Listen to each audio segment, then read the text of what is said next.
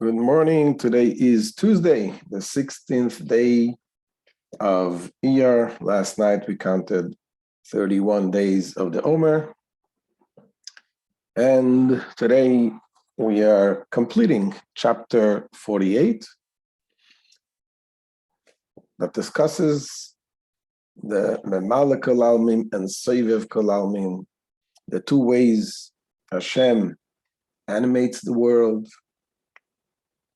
and sustains the world in a way that we should be able to remain limited beings and not being completely nullified in God's existence. Those are the two ways. We have the Memale Kol Almin, the Soivev Kol Almin, what the encompassing light of Hashem and the feeling light of Hashem. And we gave some examples to describe the fact that on the one hand, Hashem feels and he contracted the light to the point that every creature receives its unique energy that it needs from Hashem in a very limited way. But in the same time, there is also the encompassing light. It says, Hashem says, I feel the world. That means not only the limited part of the light and energy of Hashem feels, but Hashem really is here in his encompassing light as well, meaning even the greater light is also in every single detail. In every single detail in the creation, there is the endless light of Hashem that makes it exist, that brings it out from nothing to a created being. Another example that can be used just to illustrate the concept, which means, what does it mean that Hashem, on the one hand, he's here in every little detail, and yet we don't see it.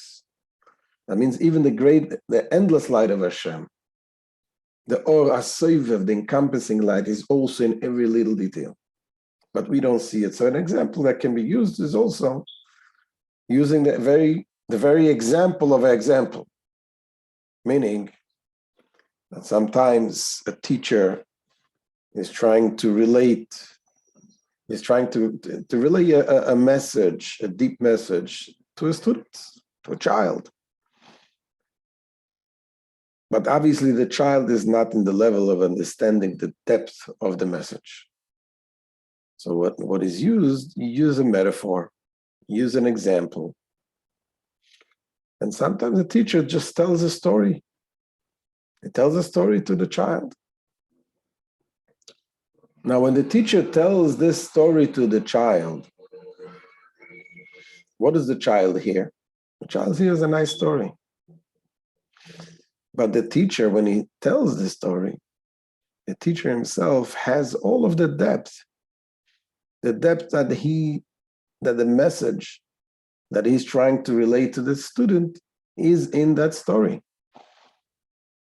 In the Torah it says, sometimes the Torah brings examples. In the Torah, every example, every metaphor that the Torah brings has to be perfect with all the details to the lesson. It's not like human beings. You want to illustrate something, you bring an example, you find one common thing between the example and the message. That's not the way it is in the Torah. In the Torah, every example has to be perfect to every detail. So when the teacher teaches a Torah and it teaches something with an example, so the teacher has all of the details in his mind. And yet the student doesn't see it. One day the students will be able to see it and say, oh, this is what my teacher meant. So this is just an example to have some understanding what it means that Hashem, on the one hand, gives us, fills the world, and he's here, and he creates us, and it gives us our existence with his endless light, and yet we don't see it in our hands. We don't see it. But Hashem creates us, and he knows us. He knows every little detail, every little part of us. So yesterday we used also the example, the metaphor, that when you see something, when you see an image, when you see a certain image, then every part, every little detail of the image is in you, in your mind. Except that when it's in you, only the vision of it, the visual of the image. But when Hashem knows us, and Hashem knows us because he knows himself. Hashem has everything in him because he is Hashem. By knowing us, he creates us. The knowing, Hashem knows us by knowing himself, basically. It's not a knowledge that is from the outside of him. And this is what the Alter Rebbe is going to focus today on explaining this concept, that Hashem, the knowledge of Hashem, is a higher knowledge, a knowledge that we are not familiar with because it's not from our frame, the way we work. The way Hashem created us is in a limited way. And Hashem is totally above that. So let's see inside what Alter Rebbe explains in today's lesson. And that is towards the end of chapter 48.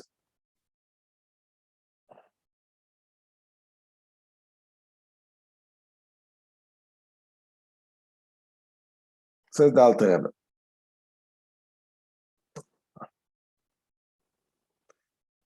Ach, yediyoso yizborich,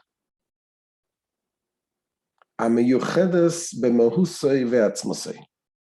His knowledge, however, which is united with his essence and being, ki hu amada vehu yedeya vehu yedua, because he is the knowledge, he is the knower, and he is the known. We'll soon explain what that means. We had it in chapters 2, if you remember. And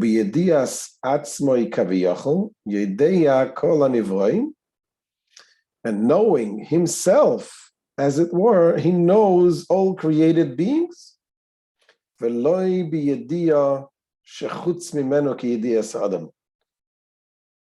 Though not with a knowledge that is external to himself, like the knowledge of a human being. It says a human knowledge requires getting to know something which is external to the knower himself. Not so God's knowledge. It comes from his knowing himself. So this is a concept we explained in chapter 2. The idea that the human beings you have, when you're saying you know something, there are 3 elements there. There is you, there is the thing that you're trying to know, and there is the intellect that you use to know what you're trying to know. So let's say you know, you understand a solution to a certain problem, certain mathematical problem.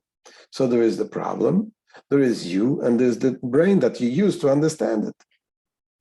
But by God, Hashem, with his knowledge, Hashem knows something because he is that.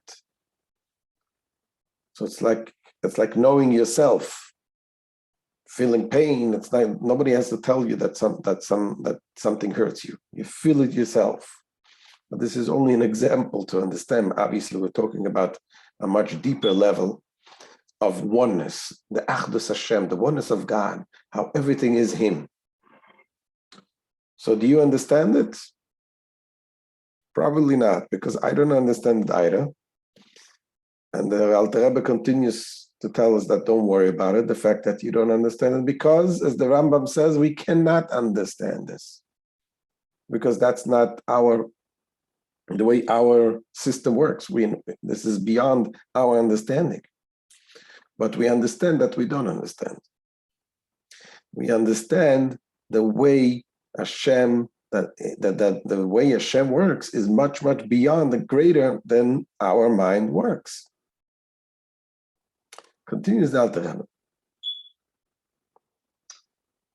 Ki kulam nimtzaim amitosa yizbarich. For all of the created beings are derived from His true reality. And this thing is not within the power of human beings to comprehend it clearly, and so on. So this is something clearly that the Rebbe says we cannot understand it clearly. We can understand it somewhat, a little bit. That's why we are sitting and trying to study as much as we can understand. And so here is a note that the Rebbe brings. We're going to come back to the note. Let's first finish what the Alter Rebbe concludes here in this chapter. And it says, so this knowledge,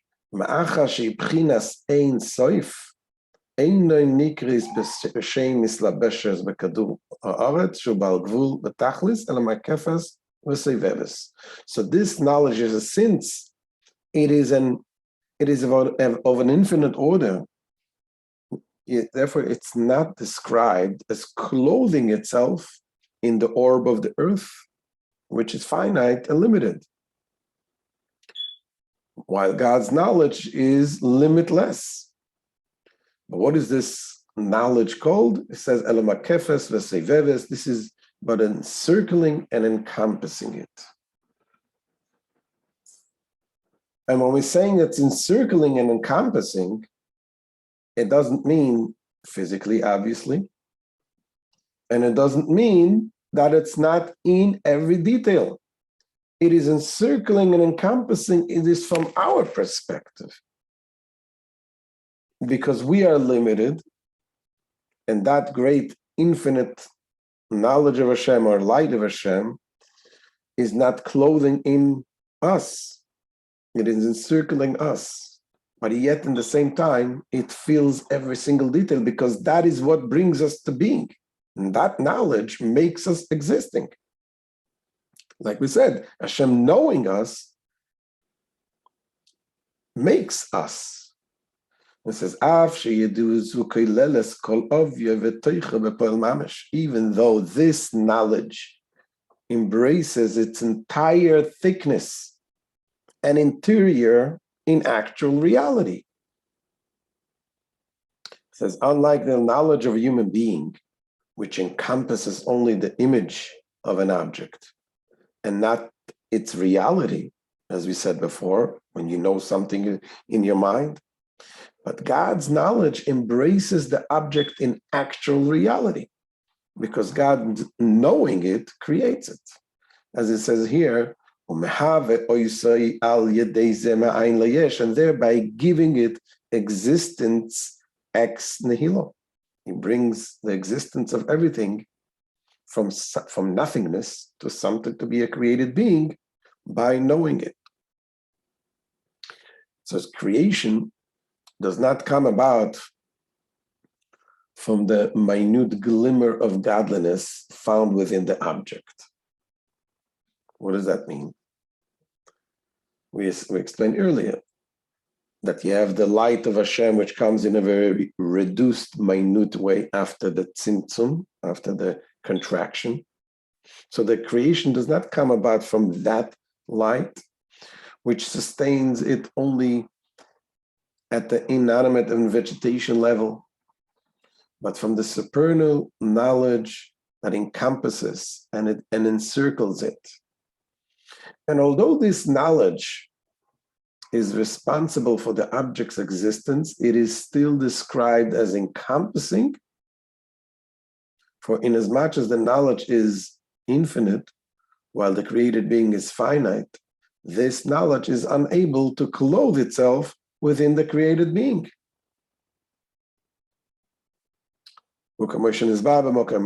As explained elsewhere, that a creation ex nihilo, something from nothing, can take place only as a result of the encompassing light. So this is, we're going to go back now to the note that the Alter Rebbe said. So basically what he said here, we explained as much as we can understand. Again, this is a deep concept, but we're trying to understand as much as we can the greatness and the oneness of Hashem, how everything with Hashem, the existence of Hashem, and Hashem making us into existence comes with two ways. On the one hand, you have the reduced light, which is reduced to each and every one of us for what we need, that gives us our limitations.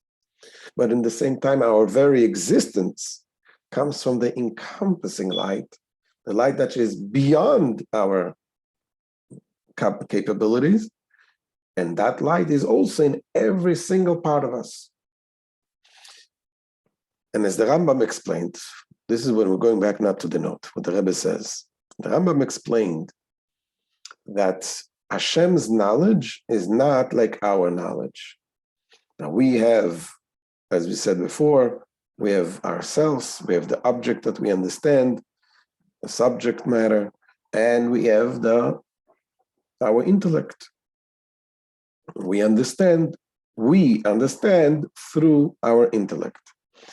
But by Hashem, by God, says the Rambam, by God, everything is one. Hu amata, hu yedea, hu yedua.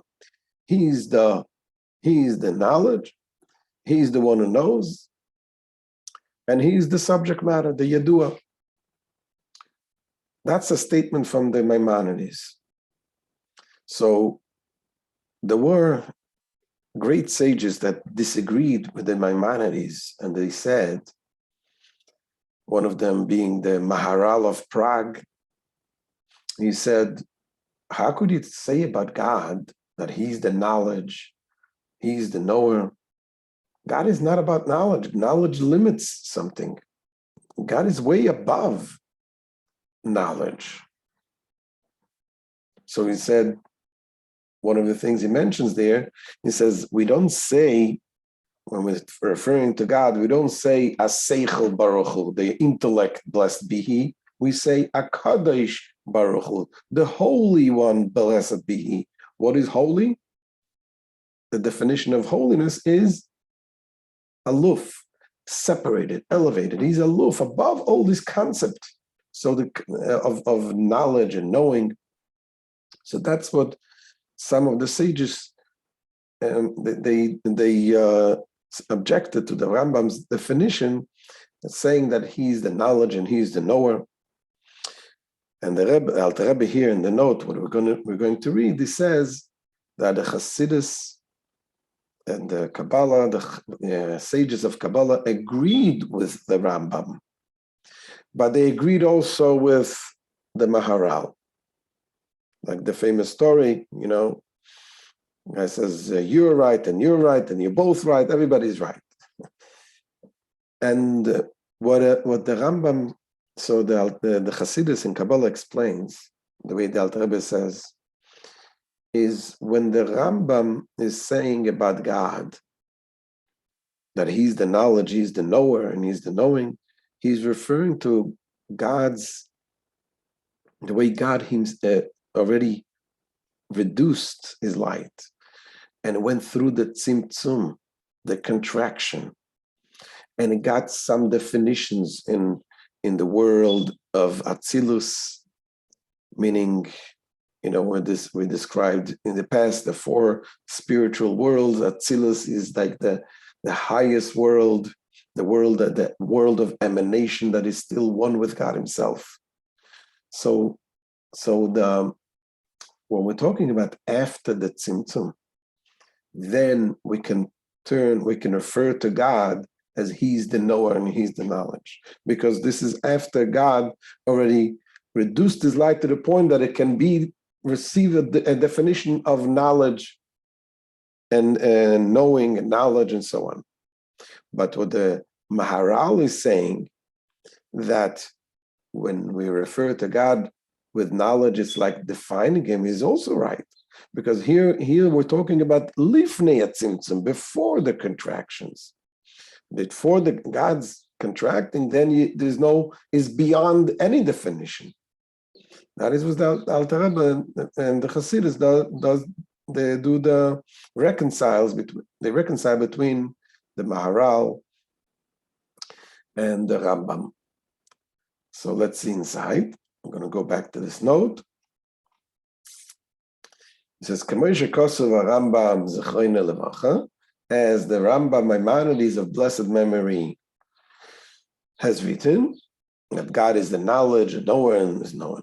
V'yiskimu imay chachmei Kabbalah, and the scholars of the Kabbalah have agreed with this view. Kamoshe Kosov, the Pardes, Rav Moshe Kodavira, as is stated in the Pardes from Rabbi Moshe Kodavira of blessed memory, Zechroine Levacha. This is also in accord with the Kabbalah, what we have from our master, the Arizal, Rabbi Yitzchak Luria of blessed memory, that he introduced the concept of the doctrine of the tzimtzum, the contractions. So the soy that tzimtzumim v'slapshus oires bekelim, in the mystery, meaning the doctrine of contraction and the clothing of the lights of the spheres in the vessels of the spheres, as has been explained previously in chapter 2. So this is the way the Alter Rebbe explains, and this is how we conclude this chapter 48. By getting somewhat of an understanding in this concept that there is the light of Hashem, the Sovev Kol Almin, the light that is encompassing, and the light that fills the world. And yet even the light that is encompassing and is beyond limitation is Hashem in every single part of this world, every single detail, because Hashem wants every part of us. And understanding this, tomorrow, God willing, we'll start the chapter 49. There, we will start explaining how this chapter is being applied to our lives. How is this supposed to teach us, and supposed to bring out in us the feeling of a reciprocity that just like what Hashem does for us, going so far to contract Himself, to contract His light and so on. So in order for us to be here as created beings and giving us the opportunity to connect with Him. So we too are doing, and we should do, in order to do our part to connect to Hashem. So this is the end of today's shir. Thank you all for joining. Metz Hashem will continue tomorrow. And reminder, number one, tonight we have a very interesting class also about the details of mitzvahs. And that's going to be tonight, 8 o'clock. And tomorrow, Be'ezrat Hashem, is Lag BaOmer. We're going to have the barbecue, the great celebration of Rabbi Shimon Bar Yochai. So spread the word. Any questions?